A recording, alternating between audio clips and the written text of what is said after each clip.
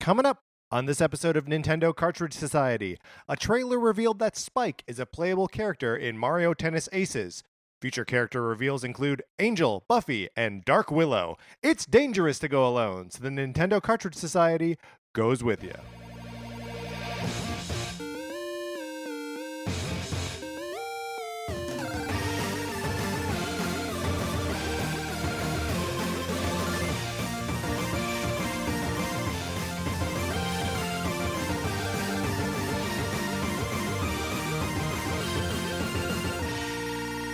Welcome to Nintendo Cartridge Society. My name is Patrick Ehlers. I am joined, as always, by my co-host, Mark Mitchell. We have got a good show for you today. We're going to be talking about the news from the week, including a surprising amount of SNK news and, of course, Donkey Kong's new nose. And then on Thursday, we are going to be discussing the retro revival on Switch. But, Mark, in the meantime, how are you? I'm doing great. Great. Yeah, I saw Ready Player One. Didn't hate it. Didn't hate it. Right? So yeah, life is grand. Yeah, life is grand when you can see a movie and not hate it. These are all this is simple pleasures. Simple pleasures. I was out of town this weekend, and coming back, I played a lot of games on my Switch, and Sarah, who was traveling with me, watched the first two Captain America movies on her phone, out of order. So she watched Civil War, and then watched the first Avenger. Wait, and what about Winter Soldier? Just the first two. No, but Civil War's the third. Sorry, that's what I meant. Yes, Winter Soldier. I've ruined this whole thing. She started with You jerk. I am so sorry. Look, it was great though. It was fun to just like look over there and like take a little break from my game and just see like a Bucky and Cap beating each other up and like people flying around and like Nick Fury and like now they're in World War II. We're going in reverse. We should definitely not dwell on, just nonsense up top here. But this just reminded me a little more more nonsense. Yes. When I guess what grade I was in is not particularly relevant, but before The Phantom Menace came out, Star Wars Episode 1, the first new Star Wars movie in my lifetime. 1999. Yes. Yes. In order to get ready for it, I watched the original trilogy in reverse order. What? Now, hold on. Did you do this like hoping you would like build up momentum going backwards, so then you would just shoot to like 35 years in the past? I think that was the idea. I was so excited. So yeah, each night leading up to like the midnight showing that I saw, the first midnight showing I ever saw, maybe of any movie ever. It was my first midnight showing for sure. The 3 nights leading up to it, I watched one Star Wars movie, Return of the Jedi, then Empire Strikes Back, and then Star Wars. That is so funny. If you would like to hear more amazingly funny things like Mark watching the Star Wars trilogy backwards, I wish somehow you had just been playing them backwards, like spooling the whole thing backwards, starting with end credits. Anyway, please rate, review, and subscribe and all that good stuff on Apple Podcasts. We are very appreciative of all of you that have been reviewing us. And not just on Apple Podcasts. No, wherever you can do it, man. We are aiming for Apple Podcasts, but whatevs. We like for them selfish reasons. For selfish reasons, because we would like to get 50 reviews up there, because then maybe we get to go to E3 and make fun of things there and tell them about how to watch movie trilogies in what order. So a special shout out to Classic MWK and Steve the Musical for reviewing us on Apple Podcasts, and then also shout out to Stefan C and Half Kaj for your reviews elsewhere in the podcast universe. We appreciate it so much. Every little bit of that helps us immeasurably. Also, if you want us to keep doing guest weather, you have to tell us what to guest with, right? Yeah, absolutely. So that can either be in a review or just in an email to us. We're done doing the work on it, I think is what that comes down to, right? Is that why we're swearing it off? Yeah, we're lazy. So today's lazy guest weather comes to us from Detroit Lakes, Minnesota. It seems like it is cold and rainy. Wait, why are we doing this one? Or snowy, because it was sent in by a listener. Oh, okay, great. And we will, a listener that decided also to send in their list for the Game Boy Classic episode that we're doing in a couple weeks. By a couple weeks, you mean next week. I mean, next week Yeah. we're doing this. Mark, why don't you lay out what this episode is going to be? Sure. So in the past, we've done an N64 Classic Edition, Mhm. riffing on what we think a potential future Classic Edition system like the NES Classic Edition and the SNES Classic Edition would be like. We're doing one next Thursday Mhm. for the Game Boy. And what we're looking for, we're soliciting a list of up to 15 games that appeared on the Game Boy or the Game Boy Color. That's right. No GBA. Right. And GBA is a different thing. yes, games that you think should be on there, or if you really want to, like rally for a certain game to be the number one game on our system, or I don't even know if we're doing that. No, I don't think so. or if you like really want to throw like the blacklist out there and you're like, look, there's no way, Pokemon Yellow should be on this thing. Yeah, if you really want to throw a game under the bus. Yeah, because we're not here to make friends. No, absolutely not. You got to be cutthroat to win this thing. You can email those lists or any of that information to Nintendo Cartridge Society at gmail.com. And, it'll influence the list that we build. Mark, I realized that there were a lot of, and this is surely something that we will talk about in greater depth next week. There are a lot of there's a lot of duality to this. That there's like the two or three different like regular Pokemons. There are 3 of the second generation of Pokemon. There are 2 different Zelda games that are basically the same game, but they're totally different. And there's like Link's Awakening DX and Link's Awakening not DX. So we have our work cut out for us. We have our work. Help us out. Please help us out. And please help us out by like Sunday night, Monday afternoon. Yeah, because we record these things a little bit in advance, and that's just what's going to happen. Mark, people are emailing us to add to our Game Boy Classic list. I don't know how much longer I'm going to keep offering this, but if someone would like to borrow my copy of Sonic Forces or get on a list to borrow my copy of Sonic Forces, should it ever return to me, please email your address to Nintendo Cartridge Society at gmail.com. At present, the whereabouts of Sonic Forces is unknown. It's been borrowed for the final time. Possibly. Yeah. We may never know. This may be the thing where like you wander down to the mailbox. Yes.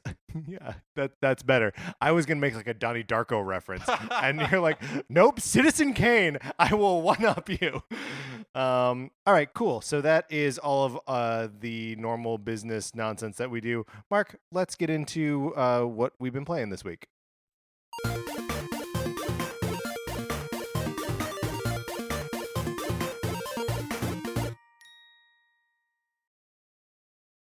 All right, so we are going to be talking about some retro-ish stuff on Thursday's episode. So I've been playing a lot of Owlboy on Switch, which I'm enjoying quite a bit, but I will save most of my thoughts on that for Thursday. And I've been playing Mighty Gunvolt Burst, also in the same vein, a game I had been threatening to pick up for a long time. It's true, like a really long time. Like probably over a year at this point. Is a borderline launch game. Like I don't think it came out the day, but it was one of those like in the first 2 weeks, here was something to play besides just Zelda. And it was on sale not that long ago. Didn't buy it then, paid a little extra for it now.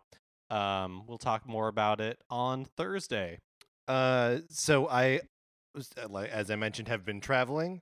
So I played a lot of Switch, and showed off to my girlfriend's brother all of the big blockbustery games on there. So like we played a little bit of Zelda together. We played a little bit of Super Mario Odyssey.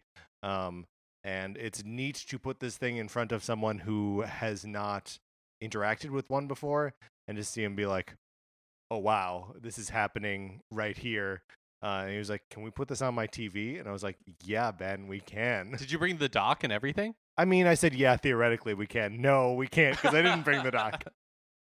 Also, they have a very small TV right now because their larger TV broke. So I was like, what's the, you stand to gain very little by putting this on your TV. Noobs. I recently saw Ready Player One. I don't know. That's right. mention that up top. But I also played a lot of Puyo Puyo Tetris, which is a game I will never be able to put down definitively, I don't think. Just because when I'm on a plane and I want time to disappear, I can play Puyo Tetris. Yeah, I find when I'm like traveling, it's hard for me to concentrate on really playing a game. Yeah. To get into like a media experience, and so something like Puyo Tetris, or just another game like that I can kind of do mindlessly. Yeah. For me, is the perfect way to pass the time on a plane. Right. Or like one of the it's like a game that bypasses the thinking part of your brain, where it's just like it's all lizard brain. It's all yeah, it's all instinct. You're sticking out your tongue, licking your own eyeball. Also, Mark, did you get a chance to play some Jelly Mario today? I did play a little bit of Jelly Mario. Okay, now you're hearing us correctly. We are saying Jelly Mario. Like, I don't think you're ready for this Jelly Mario. Were you, in fact, ready for this Jelly Mario? I wasn't. So for check this thing out. Look for Jelly Mario. Click on some links. It's a browser game. Obviously, go to our Twitter account. Oh, there we go. Follow us. We are at Nin Cart Society on Twitter. And then we posted a link to it earlier today. Let's pin that tweet. I'm going to pin that tweet. So by the time you hear this, it'll just be right there on our profile. How would you describe this thing, Mark? It's like they just messed up the physics. So it's like he is wildly. That is insanely underselling how weird this is. Check it out for yourself. It's great. It's a lot of fun. It basically does turn Mario into like a weird collection of gelatinous blobs that were once his pixels, and you try to traverse the first couple levels of the original Super Mario Brothers. Good luck. It's basically impossible. How far did you get? To the second level. And then I had to do work. Oh, well. Yeah. I also got to the second level and then said, I don't know what I'm doing or why I'm doing it. All right, but that's what we've been playing this week. Let's get into what's coming out next week, and therefore what we might be playing next week.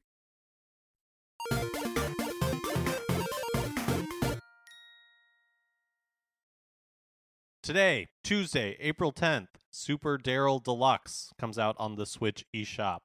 Wednesday on the Switch eShop, you got Bomb Slinger, Deep Ones. Just kidding, those are just pre-purchases. Game doesn't come out. It's just available pre-purchase on that day. I didn't read this very clearly. Thursday, April 12th, Burly Men at Sea. Again, just a pre-purchase. Rogue Aces, Skies of Fury DX.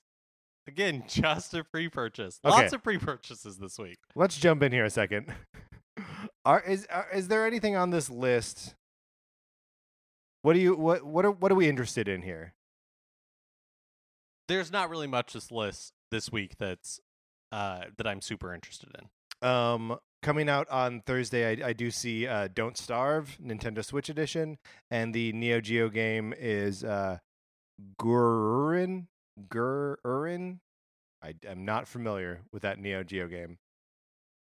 And then on Friday, it is Pirates All Aboard. It seems like a weird week for Switch releases. I'm guessing that there will probably be like a surprise release, or at least a release date that's moved. Right. Because that seems to always be the case. Yes. But yeah, weird week. Weird week. I have heard good things about Don't Starve, but I don't know that I have room in my heart for it. What have you heard? What is Don't Starve? What can you tell me about it? As little or as much as you know. Sure. Oh, great. Let's do this. What do you think this game is? It's a horror game? I mean, I don't know. All right. You can sell me with confidence because it's I'm a not horror going to correct game. you, okay? And no, I don't really know anything else about it, other than I've just heard positive reactions to it. And I've seen the art looks kind of cool for it.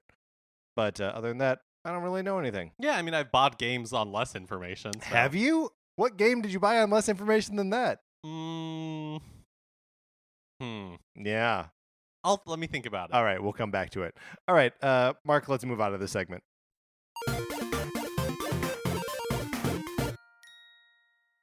It is time for a regular segment on the show. It's time for 433. Yeah, because we've been so informative. That's right. We got to take a break. Point. We got to take a break from being informative and like on point. In 1952, American composer John Cage wrote a piece called 433, wherein a performer or group of performers didn't play their instruments 4 minutes and 33 seconds. For the purposes of this show, our instruments are talking about Nintendo. So, for the duration of one performance, 433, Mark and I will talk about something not at all Nintendo related, thus fulfilling the contract of the piece. Mark, we're going to talk about C2E2. Not a droid in Star Wars. But it could be, but it's not. C2E2 is the Chicago Comics and Entertainment Expo, which is where I was traveling to this weekend. And maybe actually we should be broader here and just talk about conventions in general. Sure. Because, my experience at C2E2 was a lot of trying to approach comic book professionals at their Artist Alley booths and then, being a little bit weird about it. Because I'm just there to, talk to them. I don't have, an agenda or anything. And when you approach someone at a booth, it feels very transactional that, you want them to sign something or you want to get a commission or something. And I just want to hang because I'm a cool guy. But when you're approaching what is ostensibly a stranger and being like, I just want to hang out and be cool, you do not come off as cool. But what kind of a convention experience have you had? I'm talking fun conventions here, not a work one where you had to do dumb work stuff. I've been to E3 a few times. Yeah. Which as time progresses and as I get older and as E3 gets more crowded, is less and less fun. Now, mind you, we would still like to go to E3. Oh, absolutely. As Nintendo Cartridge Society. That would be fun. I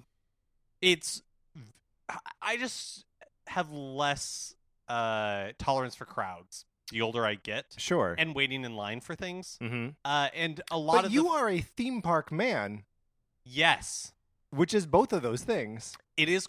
It can be crowded. Uh-huh. But part of being a theme park person is that you know the tricks. Sure. Right? So you're weaseling your way through there. Oh yeah, like a weasel. Uh-huh. So you're ferreting it out. Now I'm just mixing metaphors. That's right. But honestly, I defy anyone to tell me the difference between a weasel and a ferret. You can, in some places, you can have a ferret as a pet. Not in don't California, know if that's true though. as weasels. That is right. Mm-hmm. I support this. I knew. Did I ever tell you this? That I was one time going for a walk in Chicago and saw someone walking a pair of ferrets on leashes. Look, I try to be a very non-judgmental person. You don't want to yuck someone else's yum. Yeah, exactly. Mm-hmm. That being said, I don't personally understand the appeal of ferrets as pets. They're gross, right? Don't they smell yes, bad? They do smell bad. They're not like chinchillas where they clean up and they clean up themselves and roll around in volcano dust, which is adorable. Also, chinchillas are fiercely social, so you can't have just one as a pet. You need two. The guinea pigs are kind of like that too. Oh, really? If you're considering getting a guinea pig, a wise person will warn you that guinea pigs like to be social. So you either have to be prepared to, when you're watching TV or just browsing the internet, put the guinea pig on your lap and brush its hair, or get more than one guinea pig. So guinea pigs would be good at cons, is what we're saying, because they are social. They like to see other creatures. Right. Back on track. They would likely be trampled underfoot. How do you like to spend your day at a con? Do you make a plan, or do you just gonna hit the floor and see what you see? I like to hit the floor and just see what I'm gonna see, and then if I have multiple days after I've seen the floor, then it's easier to be okay, tomorrow I need to prioritize this thing. Right. That has always been my experience at E3 because I've always gone as a fan, not as I never had appointments or anything. Yeah, sure. And so the first day was always just kind of oh, the lines here are insane. So if I want to actually experience anything, I need to do that first thing. Yeah. And then the second day or the third day coming back and being all right, it's 8 a.m. and I'm here waiting for the doors to open. And I'm going right for specific thing X. Yeah. Yeah, I always build in a couple panels or something like that so I can really just get a break from walking around, because otherwise you will be on your feet at a crazy person all day. just milling around with this entire mass of human beings. Yeah, I've never actually gone to like a con or a convention. I've always gone to like an expo. Okay, interesting. So there weren't. Well, I guess we'll I never guess know. we will in fact never know. We were accompanied today by the Victoria Symphony. All right, Mark, let's move into the news.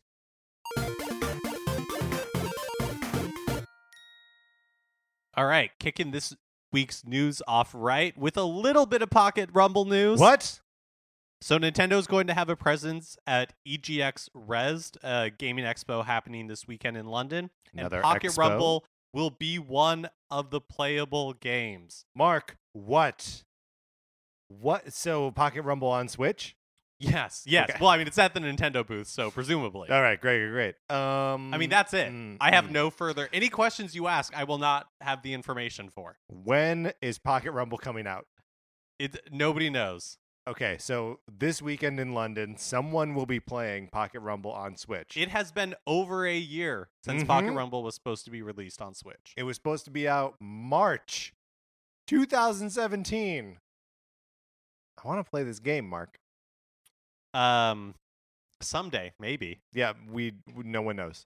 A new playable character has been revealed for Mario Tennis Aces. A trailer that Nintendo of Europe created showing off the Switch gave us a look at the character select screen for the game, and viewers noticed that Spike is an option. So we made a joke up top about this being Spike from Buffy the Vampire Slayer. And we're, of course, talking about Spike from Cowboy Bebop. That's right. Or like a spike you would use to lay down railroads. Or another Spike. I was going to say from Gremlins, but his name is Stripe.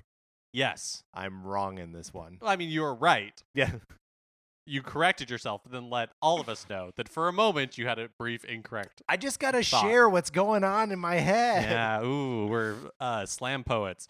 Spike appears, he's like one of those guys who or ladies, I suppose, who disgorge. He's like a turtle monster. You're right. I don't know what their genders are. Strange to call him or her a guy or a girl. Well, I mean, they're obviously gendered. Sure. I'm assuming. But it's one of these horrible monsters that throws up a spiky ball and throws it at you, like in that one level of Super Mario Brothers 3. Yeah. But they've also appeared in like the Super Mario 3D games. Yeah, and I'm probably the new Super Mario Brother games. Yeah. And in Super Mario Run. They're in Super Mario Run. I didn't realize this had a name. Yeah. It's Spike. Yeah, well, there we go. Okay. Activision unveiled the Spyro Reignited trilogy coming to PS4 and Xbox One this September.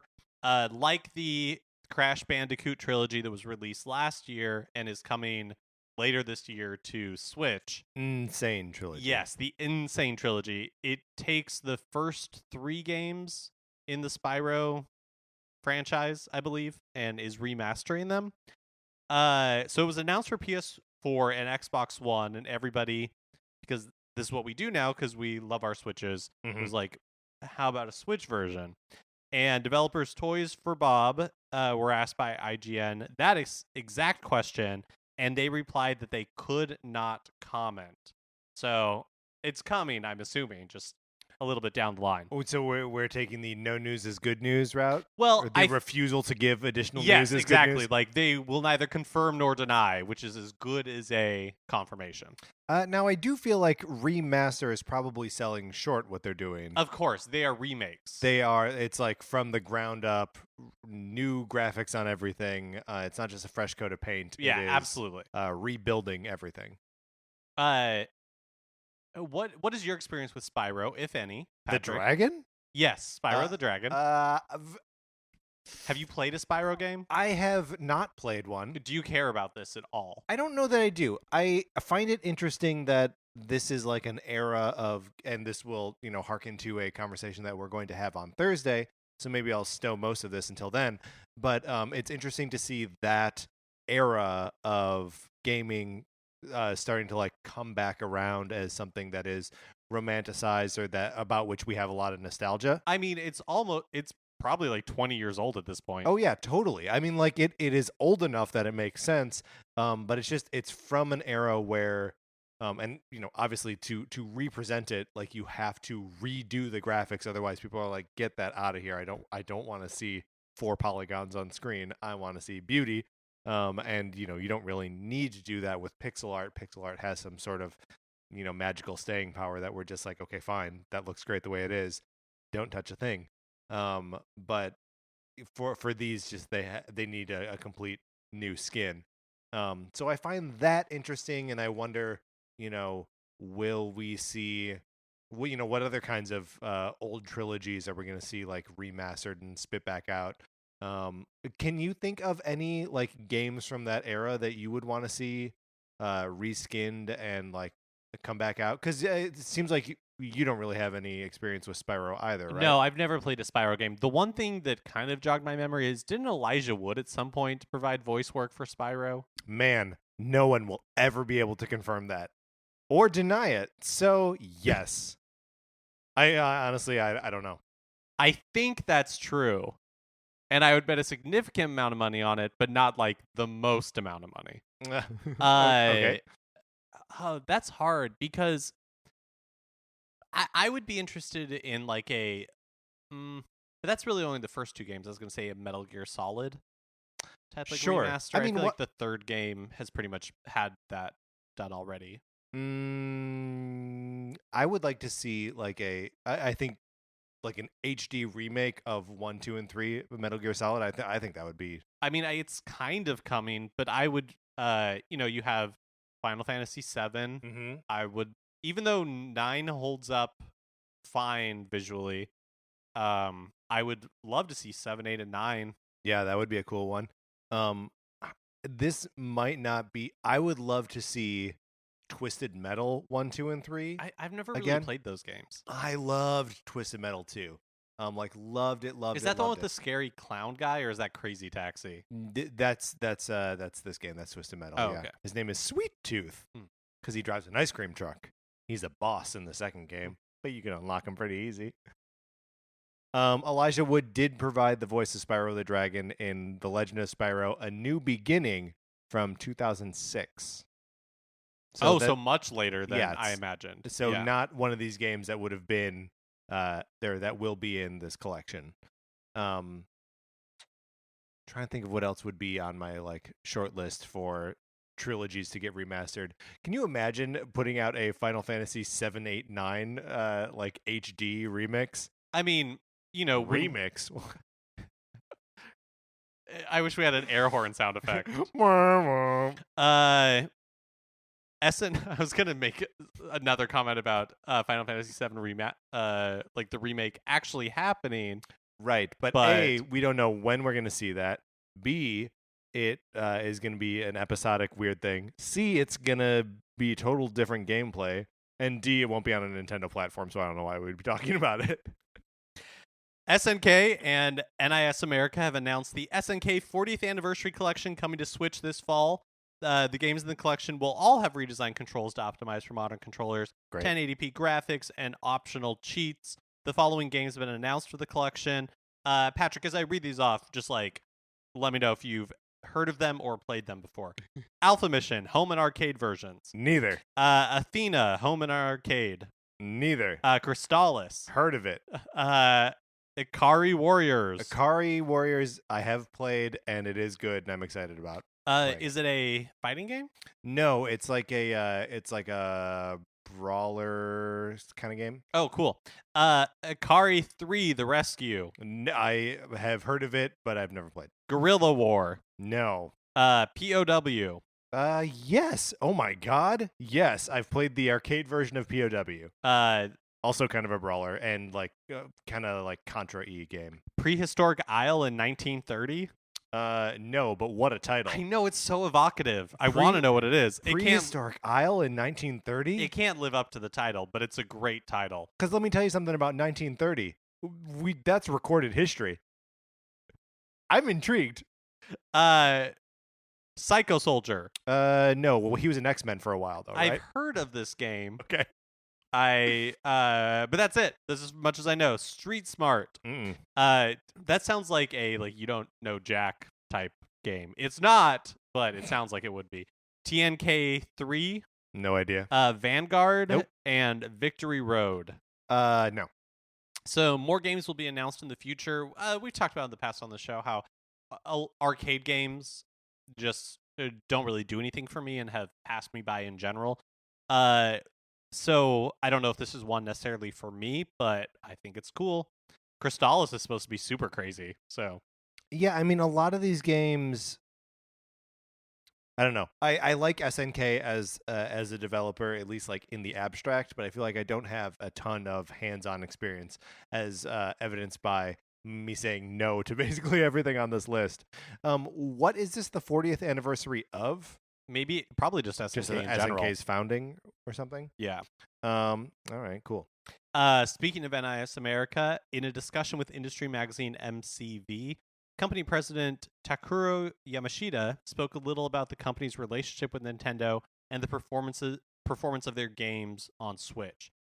So a couple of highlights for SNK Heroines Tag Team Frenzy, the Babo-Rama fighter coming to Switch this summer. I think I didn't really want to Google that at work, so I'll look it up right now. Yeah, while you keep reading. I think it's summer. Originally, it was a PS4 exclusive, but at last year's Gamescom, Nintendo approached SNK and NIS America, saying they were interested in working with them like on an exclusive basis. So this led to SNK canceling their contract with Sony, and is why the game will be releasing in a physical version in the West on Switch only. The PS4 version is just going to be a digital release here. That's so weird. It's like, so just get it digitally on PlayStation if you want to play it on PlayStation. Nintendo is acting as the distributor for the game in the West, and so I'm assuming that's why, not the publisher, just the distributor. Sure.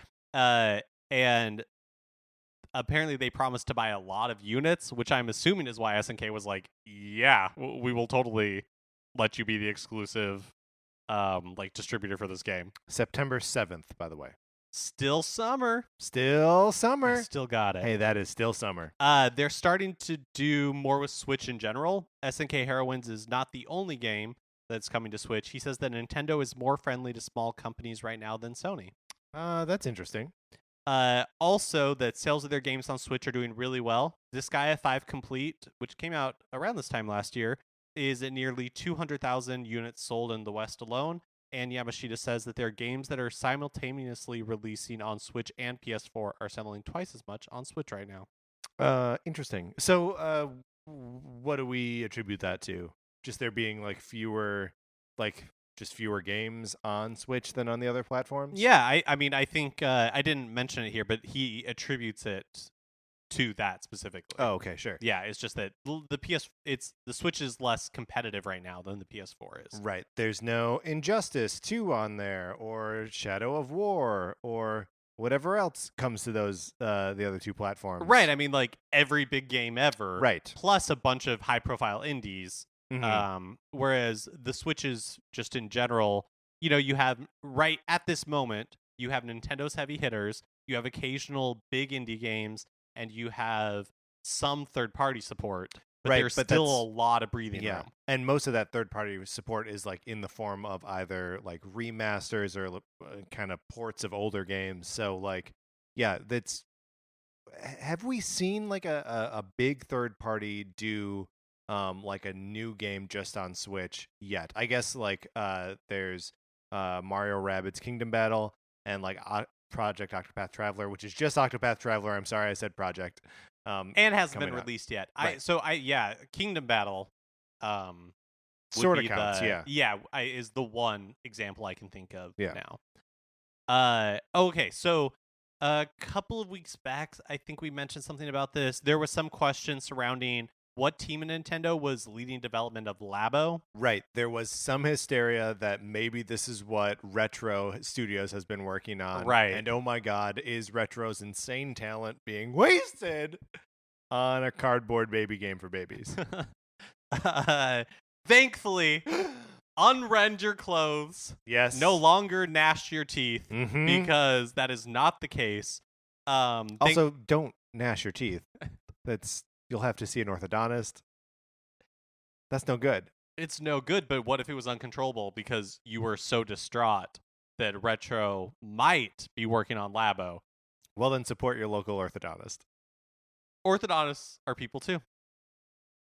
Thanks to an interview posted on the official Nintendo website, we know that EPD Production Group number 4 is the part of the company that is heading up development. They created games like 1-2 Switch, Miitopia, Nintendo Badge Arcade, and Rusty's Real Deal Baseball.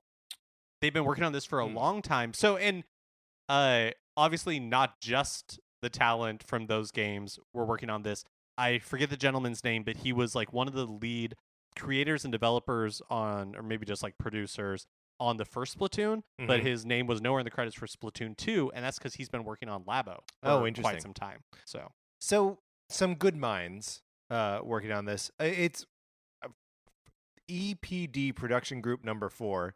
Nintendo, you can actually name these things. Like it doesn't it feels very like Japanese to me. I just watched that episode of The Simpsons where they moved to Homer works for Hank Scorpio. And their address is Maple Systems Road. And that's what this sounds like to me. Like it's just a jumble of words. I really liked for what it was, Nintendo Badge Arcade, and Rusty's Real Deal Baseball is super charming and like cool too. So like I don't know, there's some. They also made 1-2 Switch, so like whatever. But at least it shows that that's like a part of that engine of weird at Nintendo. That's making you actually negotiate for like the price of something with a computer dog, so you can play baseball for like $1 cheaper. We're not that far away from the release of Labo, and I'm really excited to check it out. I have both kits pre-ordered at the moment. Wow. I may end up canceling one of those. My gut instinct is don't get the robot kit. That's sort of my instinct too. It is A, more expensive, and B, is only one game. But there is also a game or a game mode in there that pits one robot against another, which means you need a second person with the robot kit. How's a 35-year-old man supposed to meet someone else with this robot kit, which probably isn't going to fit a 35-year-old man? Yeah, that's a great question because we haven't seen it on adults. I'm sure we will see many videos of it on adults in the run up to the release. Yeah, but yeah, I think the what do they call it? Whatever, the variety kit. Yeah, is definitely kit more number bang 1 for the buck. Yeah. Yes, that is probably the one I will not cancel. Nintendo has made an update to the Donkey Kong model in Donkey Kong Country Tropical Freeze coming to Switch. They changed the way his nostrils look. They're like flat instead of round. Making him look a little more monkey-like? Or gorilla-like? Esque. I am sad to say I don't actually know the history of Donkey Kong's nostrils, and so I don't know if this is a more faithful change or if this is a regression of some sort. Also worth noting that he is no longer playing a 3DS when his idle animation. He's playing a Switch now. Okay, so it looks like Donkey Kong has in the past, like for kind of a while, had round nostrils. Maybe even in like his original design, it looks kind of. Sorry, I'm looking this up on the fly. We can't really see his nostrils. In my mind's eye, Gorilla's nostrils are more rounded than sort of like flat. Than eyebrows on a me. The eyebrows on a me? Oh, I see. Yes. So how does this affect our ranking of the Kongs? I'm neutral as long as Donkey Kong himself is happy about it. Do we think that Donkey Kong is happier this way? I would hope so. Look, we are all about body positivity yes. and like whatever you need to do, just like Dolly Parton says, right? Like if it makes you feel better or more like yourself, then absolutely go for it. You change your nostrils, Donkey Kong. We support you. Yeah, 100%. Finally, after letting us all down last week by announcing that Dragon Quest 11 is still a long ways off on Switch, and I'm still angry about it. Yeah, did we take an opportunity to really boo Square Enix? No, and it's been a while since we brought up Capcom, which we would have gotten through this whole episode without bringing up Capcom. Which I'm bringing up only as an example of a company we would boo and shame on a regular basis. We talked about fighting games, and we talked about Mighty Gunvolt Burst a little bit, and we haven't brought up Capcom. But in this context, Capcom is a company that we have booed for much less, and we have let Square Enix slide. Mm-hmm. We want to play that Octopath Traveler. Yeah. But here we go. This is when it happens. Now is the time. The time is appropriate. Square Enix, boo. Boo. So Square Enix braved the angry mob to offer an explanation for the delay. In an interview with GameSpot, producer Hokuto Okamoto explained, "It's true that the Nintendo Switch version is under development at this moment in time. Specifically, with regards to the development, this game was developed on the Unreal Engine, but the version for Unreal Engine needs to be updated, I suppose, in order to support Switch. In that sense, the development is still expected to take a very long time. It's still a long way out," end quote. Oh, boy. So I am very ignorant when it comes to the specifics of developing on a specific engine. I assume it's like other versions of software in which it is constantly being updated and improved. So we've heard about this, and I think even talked about it on the show before, that Unreal Engine needed to, or that the Unreal guys, and that's Epic that develops that, right? Has been working with Nintendo to make Unreal 4 work more smoothly on Switch, and in some of the updates, it's kind of like messed up some like earlier stuff that people have been making on it. So they're like going back and forth, sort of like ironing out those details. So, I mean, it seems like this guy has about as much clue about how Unreal Engine works on Switch as we do. No, I'm sure he's incredibly knowledgeable. Yeah. He's just dumbing it down for the idiots like us who are angry, who boo. dare to boo. And he's like, how can I dumb it down for these NCS He's guys? also speaking through a translator. Right. So what we're reading is like someone probably on the fly translating Japanese. Yes. And using some filler words, and there's a little I suppose in there. It's they're working on it, I guess. He did, however, confirm that the Switch version will be brought west when it's finally released. I am holding him to that. Good. I don't want to, when it comes out like 5 years from now with Steep, to hear that, we're not gonna bring it west. If this bombs on PS4 and that ruins the Switch version for me, how is it gonna bomb on PS4? I don't know. Dragon Quest has only ever really done well here with Dragon Quest 9, when Nintendo spent an enormous amount of money advertising it with like Seth Green. They advertised it with Seth Green? Was that when they were like advertising DS games with like celebrities, where there was like Liv Tyler, America Ferrera, like playing them on set? Oh yeah, it probably was around that same time. Yeah, he was a little more radical, I think. Oh yeah, I mean he always is a little more radical. Not to denigrate the radicalness of America Ferrera or like Catherine Zeta-Jones or whatever. Those are all radical people. Catherine Zeta-Jones, is that who I said? No, you said somebody who's accurate, and I'm just always thinking about the movie Chicago. I think that's fair. So, Mark, you, me, and Renee Zellweger are going to get out of the news.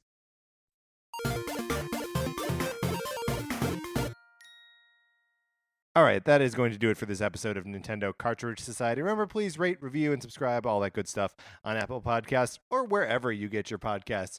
If we can get up to 50 reviews, we might go to E3, or we may try. We can submit an application. But not without all them reviews. You can follow us on Twitter. I'm at Patrick_Ellers. Mark is at MKE Mitchell. Collectively, we are at Nin Cart Society.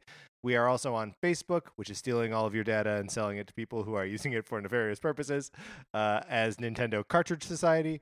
If you like Mark and Mine's opinions, we do write about comic books on retconpunch.com. Olivia Duncan made our logo. Our theme music is provided by 8-Bit Betty. You can find more of 8-Bit Betty's music by going to 8bitbetty.com or by listening right now. For my co-host, Mark Mitchell, this is Patrick Ellers, supporting Donkey Kong's new face. And thanks for listening.